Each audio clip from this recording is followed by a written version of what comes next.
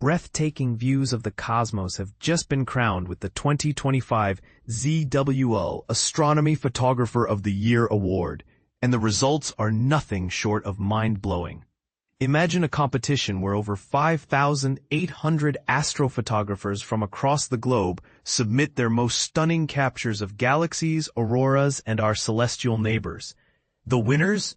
A masterclass in cosmic artistry, blending science and creativity in ways that'll leave you questioning how these images were even possible.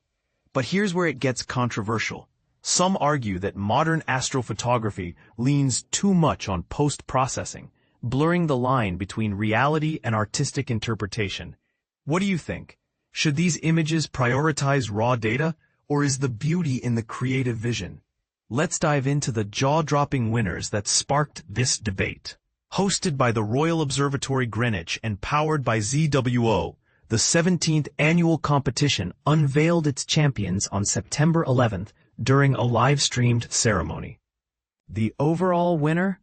A 38-hour exposure of the Andromeda Galaxy by Weitang Liang, Qi Yang, and Chuhong Yu. This isn't just a photo, it's a window into the future. As Dr. Ed Bloomer, one of the judges, put it, this year's images made us stop and ask, how did they pull this off?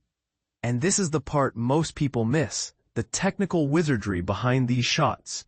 For instance, the Andromeda Core image used a 20-inch telescope and a symphony of filters to reveal details we've never seen before. It's a reminder that astrophotography isn't just about pointing a camera. It's about patience, precision, and a dash of genius. Let's break down the categories. In the Auroras category, Kevin Che captured a G5 geomagnetic storm's fiery dance over New Zealand.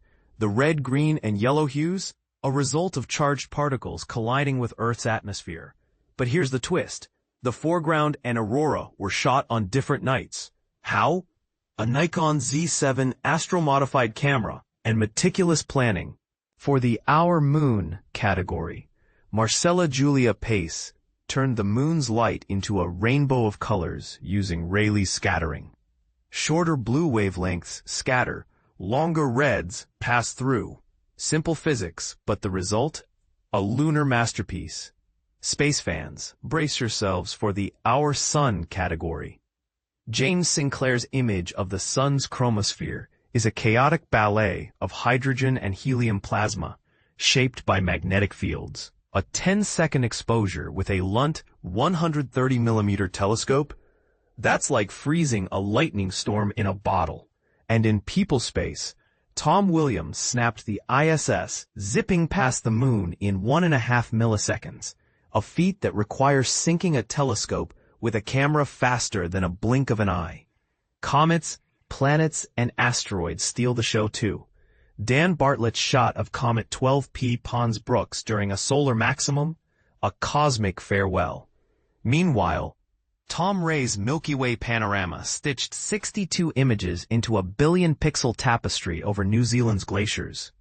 And let's not forget the newcomers, Yurui Gong and Shizhen Ruan's Perseid meteor streaking past Andromeda, a happy accident that turned into a prize winner. But the real shocker? Leonardo DiMaggio's Annie Maunder open entry.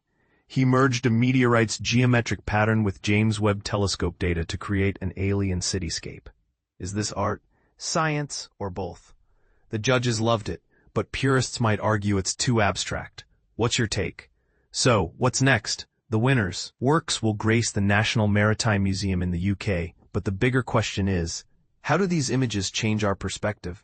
As Liang, Yang, and Yu said, we want to share the universe's splendor with everyone. And if you're inspired to try astrophotography, send your shots to space.com.